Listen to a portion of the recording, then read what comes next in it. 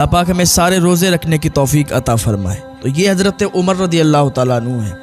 آج ہم بھی ذرا اپنے گریبان میں جھانک کر دیکھیں۔ حضرت عمر رضی اللہ تعالیٰ عنہ کو مچھلی کھانے کی حاجت ہوئی، آپ کو طلب لگی کہ آج مچھلی کھائیں گے، اپنے غلام سے کہنے لگے کہ جاؤ مچھلی لے کے آؤ۔ 5 یا 8 میل دور جانا تھا، وہاں سے مچھلی لانا تھی۔ پھر حضرت عمر رضی اللہ تعالیٰ عنہ سوچنے لگے یہ میری خاطر 5 یا 8 میل دور جائے گا مچھلی لینے کے لیے، اس کو بھی تکلیف ہوگی، جس گھوڑے کو لے جائے گا وہ بھی میری خاطر جائے گا، اس پر سوار ہو کر یہ 5 میل دور سے مچھلی لائے گا، تو یہ اس میں میری رضا حاصل ہے۔ آپ نے اپنے غلام سے فرمایا کہ نہیں کھانا یار، مچھلی نہیں کھائیں گے، 5 میل دور جانا پڑے گا، پھر وہاں سے لانا پڑے گی، یہ میرے خاطر مت کر یار، میرے خاطر ایسا نہیں کر۔ آپ کے غلام نے کہا حضور کوئی دقت نہیں، مجھے کوئی پریشانی نہیں ہوگی، حضور آپ حکم فرمائیں، میں 5 کیا 10 میل سے دور سے لے آؤں گا مچھلی، حضور آپ حکم تو فرمائیں۔ حضرت عمر نے فرمایا نہیں، میں یہ گوارا نہیں سمجھتا، یہ مجھے اچھا نہیں لگتا کہ میں اپنی خاطر تجھے اتنی دور بھیجوں مچھلی کے لیے، کوئی بات نہیں، جیسے روز کھاتے ہیں ویسے ہی کھا لیں گے۔ یہ حضرت عمر رضی اللہ تعالیٰ عنہ ہے۔ تو حضرت عمر رضی اللہ تعالیٰ عنہ چلے گئے، تو غلام نے سوچا یار مچھلی تو لا کے دیں گے، حضرت کو کھانے کی طلب ہوئی ہے۔ تو حضرت عمر رضی اللہ تعالیٰ عنہ کے غلام نے گھوڑا نکالا اور گھوڑے پر بیٹھے اور چلے گئے 5 میل دور مچھلی لینے کے لیے۔ مچھلی لی اور واپس آئے، بہت تیزی کے ساتھ گئے اور بہت تیزی کے ساتھ آئے۔ تو گھوڑا جب ادھر سے آیا تو پسینے میں شرابور تھا، پسینہ ہو گیا تھا، تو گھوڑے کو ایک جگہ باندھ دیا چھاؤں میں، لیکن دیکھا کہ پسینے کی وجہ سے دھول، مٹی، گرد اس گھوڑے پر جم گئی تھی، تو اس کو نہلانے لگے، اس کو دھلا دیا اور چھاؤں میں کھڑا کر دیا۔ غلام حضرت عمر رضی اللہ تعالیٰ عنہ کی بارگاہ میں حاضری دیتا ہے اور کہتا ہے حضور آپ کی تمنا تھی مچھلی کھانے کی، میں مچھلی لے آیا ہوں۔ حضرت عمر رضی اللہ تعالیٰ عنہ نے جیسے ہی اتنا سنا، آپ گھوڑے کے قریب گئے، گھوڑے کو دیکھا، گھوڑا چھاؤں میں بندھا ہوا تھا۔ حضرت عمر کہنے لگے کہ تو نے یہ کیا کیا یار، تو نے میری تمنا پوری کرنے کے لیے 5 میل دور جا کے مچھلی لایا ہے، اور گھوڑے کو تو نے صحیح سے نہلایا نہیں، اس کے کانوں میں دیکھ گرد لگی ہوئی ہے، تو یہ چاہتا تھا کہ عمر کو پتہ نہیں چلے گا کہ تو گھوڑا لے گیا ہے اور تو نے گھوڑے کو نہلایا ہے، یار تو نے میرے خاطر ایسا کیا ہے، میں تجھ سے ناراض نہیں ہوں۔ حضرت عمر رضی اللہ تعالیٰ عنہ کہنے لگے کہ یار میں تجھ سے ناراض نہیں ہوں، تو میری تمنا پوری کرنے کے لیے مچھلی لایا ہے۔ حضرت عمر فرمانے لگے یار میں تو ناراض نہیں ہوں، تو میرے لیے مچھلی لایا ہے، لیکن یہ کل گھوڑا میدان محشر میں جواب دے گا کہ عمر کی ضرورت پوری کرنے کے لیے، عمر کی تمنا پوری کرنے کے لیے مجھے 5 میل تک اس نے دوڑایا ہے، تو اس کا جواب تو کیسے دے پائے گا؟ حضرت عمر اس سے پوچھنے لگے بتا تو کیسے دے پائے گا اس کا جواب، یہ جب گھوڑا کہے گا کہ عمر کی تمنا پوری کرنے کے لیے 5 میل دور مجھ کو اس نے دوڑایا ہے۔ تو غلام یہ سن کے رونے لگا، کہا حضور معاف کیجئے، معذرت چاہتے ہیں، آپ کی تمنا تھی مچھلی کھانے کی۔ تو یہ حضرت عمر رضی اللہ تعالیٰ عنہ ہیں کہ اگر انہیں کسی اچھی چیز کھانے کی حاجت ہوتی ہے، تمنا ہوتی ہے، تو اپنے نفس پر کیسا کنٹرول کر لیتے ہیں۔ ذرا آج ہم بھی اپنے گریبان میں جھانک کر دیکھیں کہ ہم کتنا کنٹرول کرتے ہیں۔ گھر پہ کوئی اگر چیز بنے، نمک بھی تیز ہو جائے تو ہم گھر پہ ہنگامہ مچا دیتے ہیں، گھر میں کوہرام برپا کر دیتے ہیں کہ آج کھانے میں نمک تیز ہو گیا ہے۔ یہ حضرت عمر رضی اللہ تعالیٰ عنہ کی سیرت آپ پڑھیں تب آپ کو معلوم چلے گا۔ گھروں پر لڑتے ہیں ذرا سی بات پر، کھانے پینے پر۔ یہ حضرت عمر رضی اللہ تعالیٰ عنہ ہے۔ ہم اپنے گریبان میں جھانک کر دیکھیں کہ آج ہم کتنا اچھا کھاتے ہیں اور پھر کیسے گھر میں ہنگامہ برپا کرتے ہیں اگر کوئی چیز کی کمی ہو جائے۔ اللہ تعالیٰ ہم سب کو ہدایت عطا فرمائے، اللہ ہمیں نیک عمل کرنے کی توفیق عطا فرمائے۔ یہ حضرت عمر رضی اللہ تعالیٰ عنہ ہے۔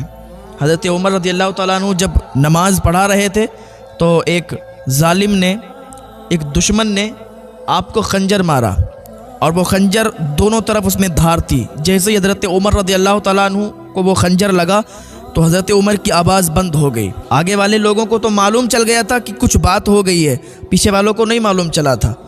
تو ایک صحابی آتے ہیں اور وہ کھڑے ہو کے نماز پڑھاتے ہیں، نماز سے جیسے ہی فارغ ہوتے ہیں تو سارے لوگ آتے ہیں، بھیڑ لگ جاتی ہے۔ حضرت عمر رضی اللہ تعالیٰ عنہ کو خنجر مار کے وہ شخص بھاگنے لگا تو پیچھے ایک شخص نے اس کو پکڑ لیا۔ 13 یا 14 صحابہ کو وہ خنجر مارتے ہوئے بھاگ رہا تھا، جو پکڑ رہا تھا اس کو مار رہا تھا۔ تو تقریباً 6 یا 7 صحابہ کرام شہید ہو گئے اور باقی کو چوٹ لگ گئی، باقی کو خنجر لگ گیا۔ آخر میں اسے ایک شخص نے پکڑ لیا، اس پر کپڑا ڈالا اور اس کو وہیں پر قتل کر دیا۔ حضرت عمر رضی اللہ تعالیٰ عنہ کے قریب لوگ آئے، جمع ہوئے، حضرت عمر رضی اللہ تعالیٰ عنہ کو دوائی دی گئی لیکن کوئی فائدہ نہیں ہوا۔ کوئی کچھ کھلاتے تھے تو جیسے ہی کھاتے تھے پیٹ کے راہ نکل جاتا تھا، کیونکہ خنجر لگے ہوئے تھے۔ تو لوگ اب حضرت عمر رضی اللہ تعالیٰ عنہ کے پاس آتے ہیں اور ان کو تسلی دیتے ہیں کہ آپ نے بہت اچھی خلافت کی، آپ نے بہت اچھا برتاؤ کیا لوگوں کے ساتھ، آپ بہت اچھے ہیں۔ لوگ آ کے ان کے پاس ایسی باتیں کرنے لگے، کیونکہ لوگ جانتے تھے کہ اب حضرت عمر رضی اللہ تعالیٰ عنہ کا انتقال ہو جائے گا۔ پھر حضرت عمر رضی اللہ تعالیٰ عنہ نے اجازت چاہی، کیونکہ آپ کو بھی معلوم چل گیا تھا کہ اب میری روح قبض ہو جائے گی۔ تو حضرت عائشہ صدیقہ رضی اللہ تعالیٰ عنہا کے پاس اپنے بیٹے کو بھیجا اور کہا کہ بیٹا جاؤ ان سے یہ معلوم کرو کہ جب میرا انتقال ہو جائے تو میں اجازت چاہتا ہوں کہ حضور صلی اللہ تعالیٰ علیہ وسلم کے پڑوس میں میرا دفن ہو۔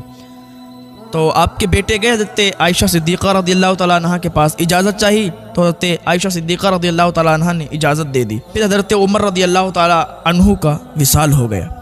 تو یہ حضرت عمر رضی اللہ تعالیٰ عنہ، ان کی سیرت پڑھیں آپ تو آپ کو پتہ چلے گا کہ انہوں نے کیسی بادشاہت کی ہے۔ بادشاہی میں فقیری کی ہے، بادشاہ ہیں اور غریبوں سے اتنا پیار ہے کہ ان کے گھر جا کے خود کھانا پکا کے آئے ہیں، ان کے بچوں کو کھلا کے آئے ہیں، خود اپنا کام اپنے آپ کرتے ہیں۔ ایک مرتبہ آپ کی بیٹی اپنے منہ پر دوپٹہ رکھ کے آپ سے بات کر رہی تھی، تو حضرت عمر رضی اللہ تعالیٰ عنہ کہنے لگے بیٹی کیا بات ہے، آج تو منہ پر دوپٹہ رکھ کے بات کیوں کر رہی ہے؟ تو کہنے لگی بابا آج ہم نے پیاز سے روٹی کھائی ہے، گھر پہ کچھ نہیں تھا، کوئی سالن موجود نہیں تھا، آج ہم نے پیاز۔ بادشاہ ہے بادشاہ، لیکن گھر میں بیٹیاں پیاز سے روٹی کھا رہی ہیں۔ تو حضرت عمر رونے لگے، کہا بیٹی برداشت کر لو، کل ہم اس کا حساب نہیں دے پائیں گے اگر آج ہم اچھے کھانے کھائیں گے۔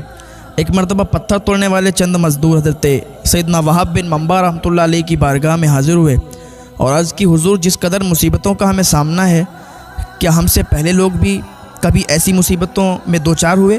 آپ رحمۃ اللہ علیہ نے ان کی یہ بات سن کے ارشاد فرمایا اگر تم اپنی مصیبتوں اور اپنے سے سابقہ لوگوں کے مصائب کا موازنہ کرو تو تمہیں ان کے مصائب کے سامنے اپنی مصیبتیں ایسے محسوس ہوں گی جیسے آگ کے مقابلے میں دھواں، یعنی ان کی مصیبتیں آگ اور تمہاری مصیبتیں دھوئیں کی طرح ہیں۔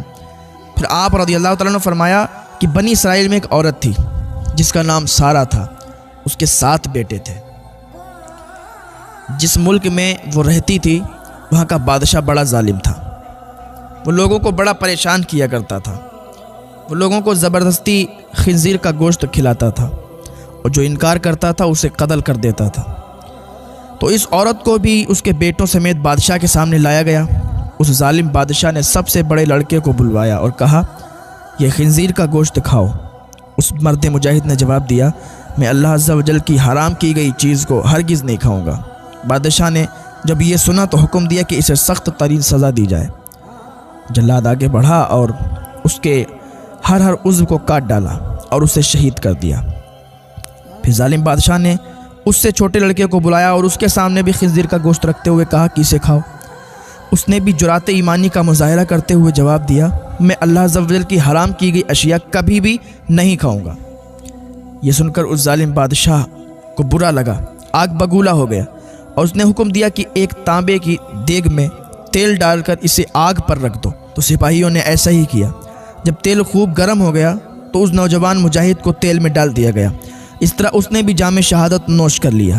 پھر بادشاہ نے اس سے چھوٹے کو بلایا اور کہا یہ گوشت کھاؤ۔ تو اس نے بھی بادشاہ سے کہا کہ تو ذلیل اور کمزور ہے، تو اللہ عز و جل کے مقابلے میں کچھ بھی نہیں، تو مجھے اللہ عز و جل کے حکم کے خلاف کسی بات پر ہرگز آمادہ نہیں کر سکتا۔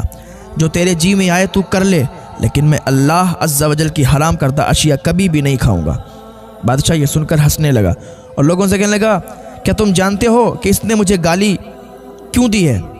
اس نے یہ سوچ کر مجھے گالی دی ہے کہ میں گالی سن کر طیش میں آ جاؤں اور فوراً اسے قتل کرنے کا حکم دے دوں۔